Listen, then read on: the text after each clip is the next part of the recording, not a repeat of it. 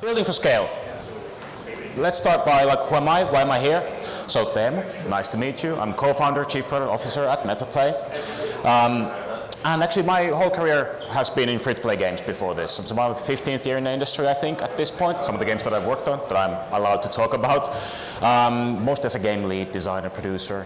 So I'm here to make games. But on the sidelines, I organized the IGDA Leadership Conference, got a Lifetime Award for that a couple of years back. But most relevant for this talk is my experience at Metaplay. We are a back-end technology company, and we specifically solve the problem of how to make very large free-to-play games. We've been at it for a while, and that's where today's learnings are coming from, because I'd love to talk about stuff that we've learned. So let's imagine, you and I, we're founding a new company, making a new team, making a game today. And obviously our top goal, as we sort of learned already earlier today, is to validate the thing that we're doing. It's all about the time to market, right? Because this is a completely logical thing to aim for, because we know that there kind of isn't no platform discovery nowadays. You're in charge of your own marketing and people finding your game. And of course, the only really scalable way to do that is through ads, and those are sold in an auction, so you need to outbid your neighbors, and your neighbors are rich with games that are doing quite well, so we need a very high amount of confidence before we really kind of enter that game. So it's all about the data and getting to that as fast as possible.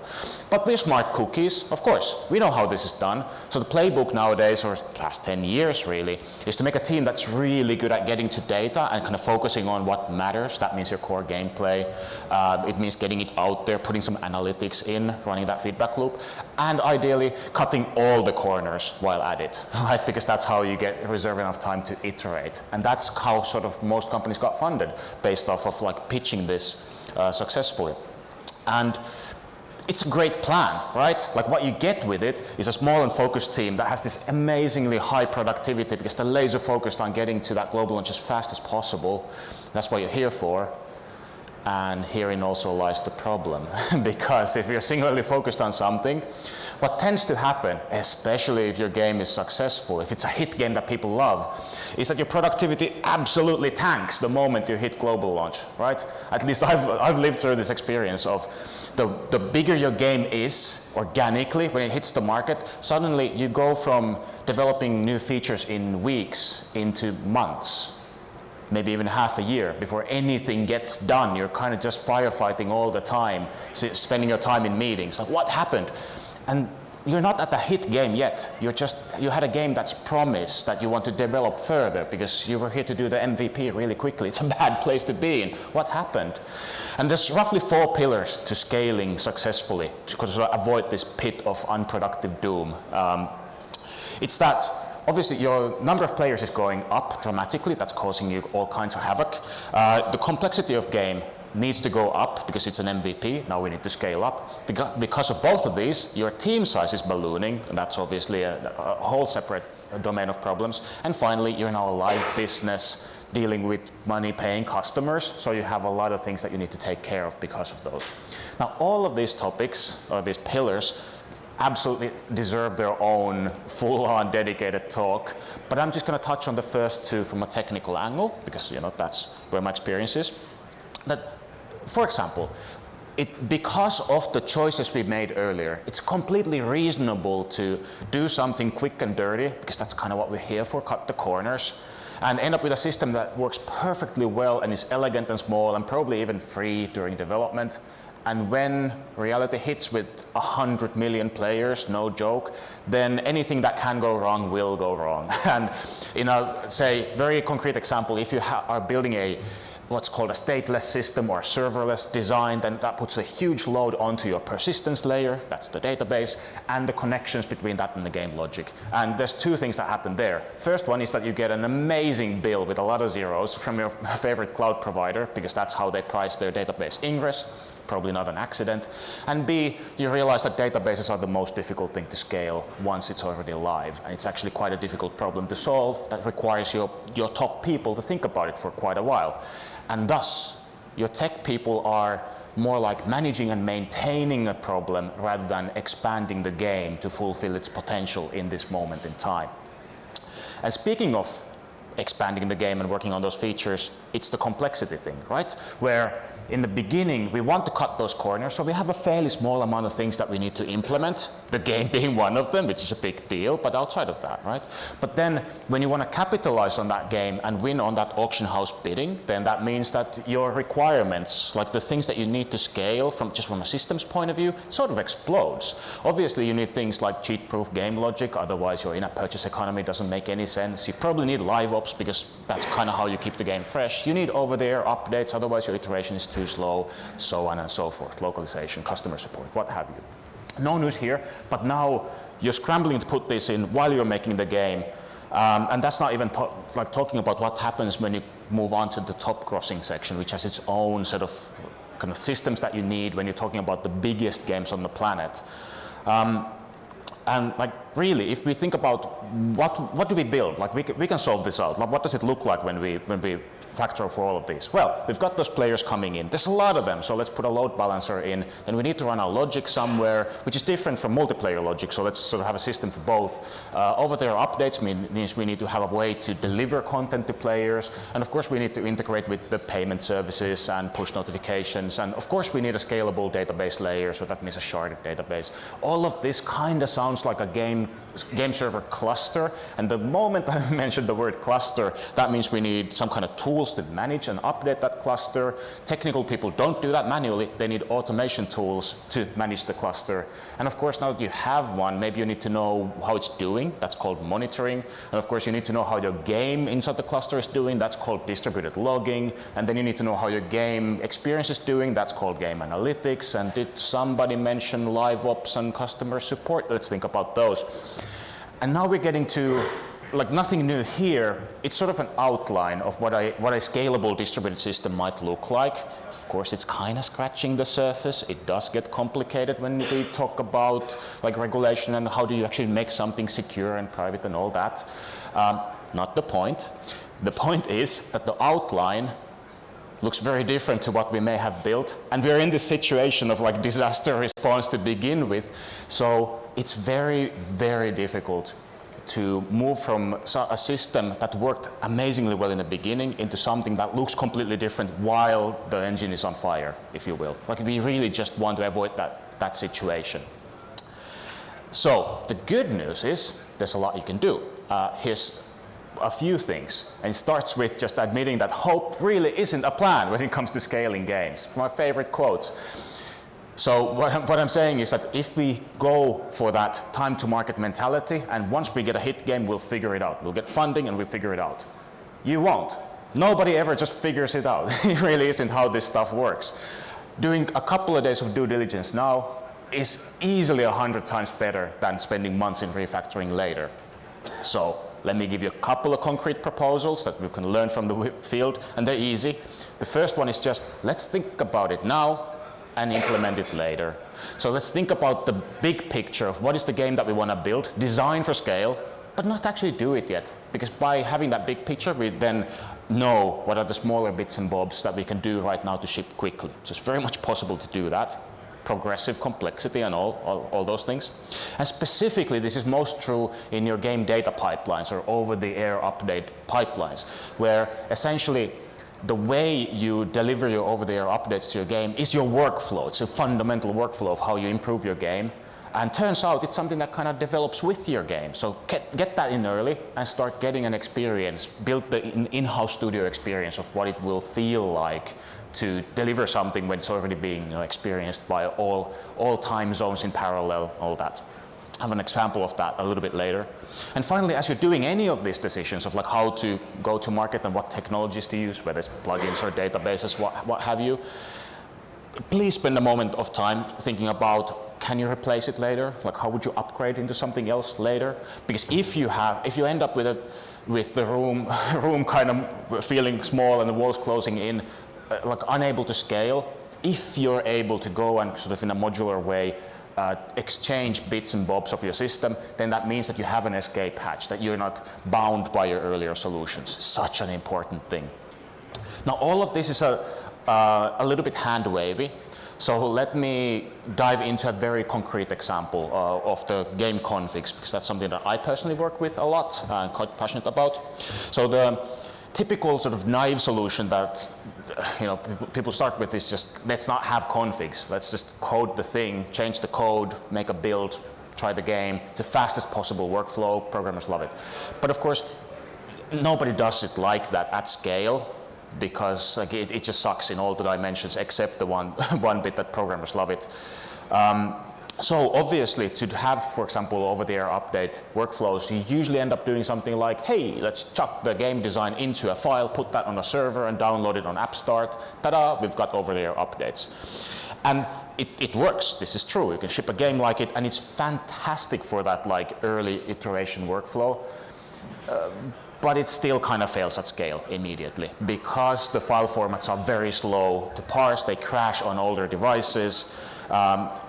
It turns out JSON files really aren't a design tool anyway, like designers can't effectively work with those formats, and it really doesn't answer any of the difficult questions about like A/B testing or rollbacks or release management and so on that you have the moment you try to scale.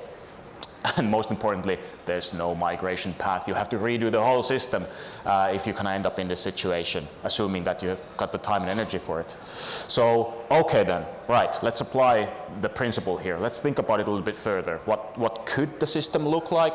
Well, what we do at Metaplay, for example, is that we acknowledge that, sure, the designers are going to use the tool of their choice, probably spreadsheets. Let's take that in. Let's have a build pipeline that does a binary optimized build out of it, that validates the content, puts it on a game server. Let's version it on the game server, and then that way we can handle sort of progressive rollouts or A/B tests or rollbacks, and those sort of things that you need when you have like 40 people working on a sheet. And this, without going into the specifics of it, this is brilliant for teams that are like 100 plus and have sort of very, very significant operations happening globally at any given time. But it comes with the downside of some work, right? Like you need to do your spreadsheets, you need to have a build pipeline, you need to have a game server to begin with, and that's initial setup. And that's exactly the kind of cost you're avoiding in the beginning. And it sounds like work. I don't like work, so let's what do we do? But now, again, we've considered it.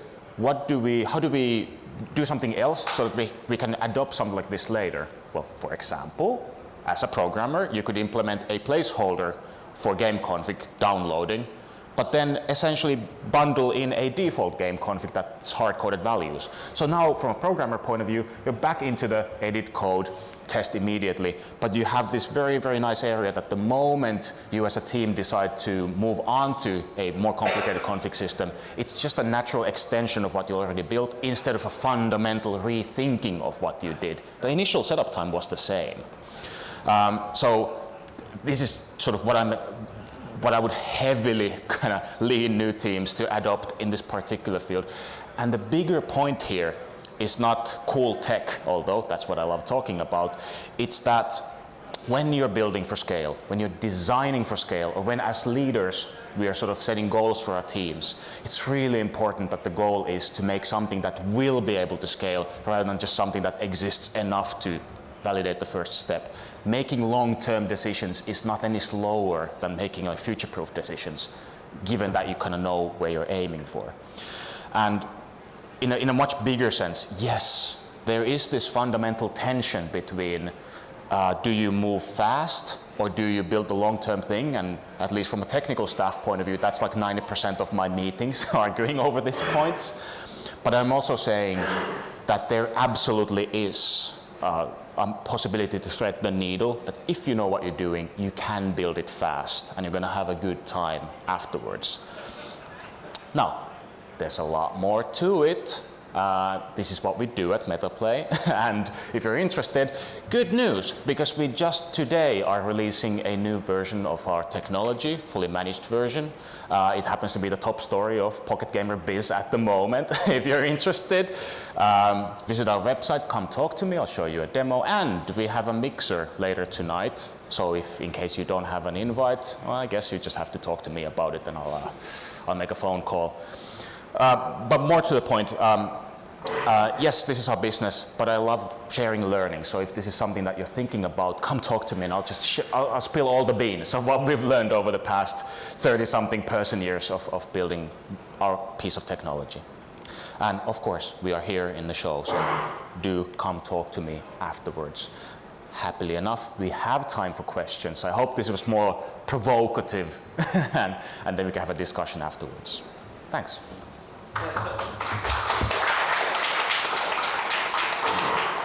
Does anyone have questions? We have time for like about 3 or 4 questions if anyone's got any, so raise your hand if you've got some. Maybe something difficult. Everyone's very shy all of a sudden. Happens. Someone will put their hand up. I'm looking. There we go, there's one. Yeah, let's do it. You mentioned, sorry.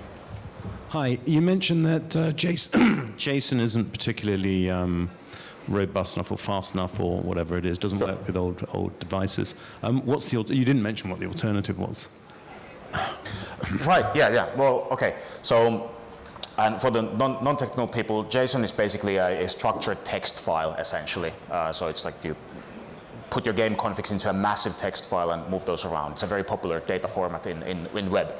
Yeah, so funnily enough, so the core problem with JSON in the context of game configs is that the text file deserialization is extremely slow on Android devices, specifically on the older ones where we can see like 30-second loading times and then a full-on operating system crash before you get out of the loading screen just because you're deserializing like 10 megabytes of JSON.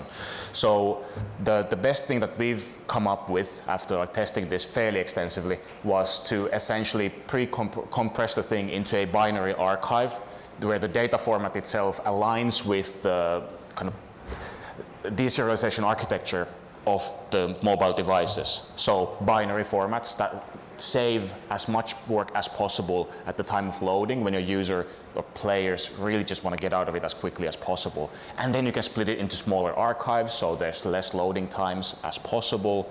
But all of that kind of implies that you pre-compute the thing. You have to have a build step or something complex in your pipeline rather than kind of leaving it for later. Does that answer the question?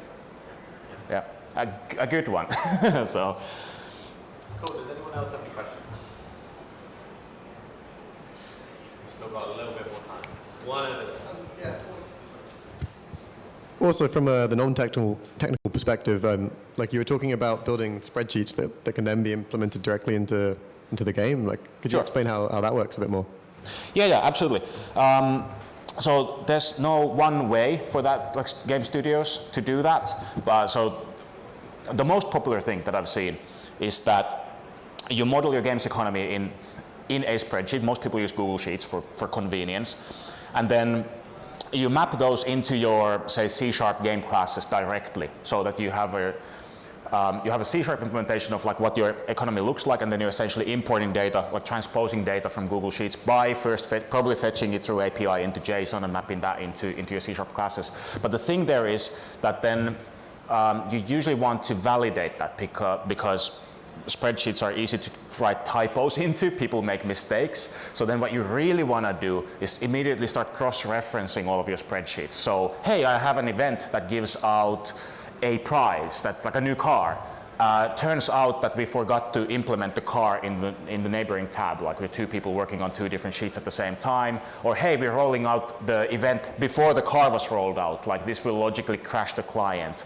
So it's more, it is less about how you shape your data, that's up to you and every single game, and it's way more about making sure that no junk data can ever enter production, especially when you have a team where not necessarily the right hand knows what the left hand is doing, which is, an organization of like more than 5 people at this point.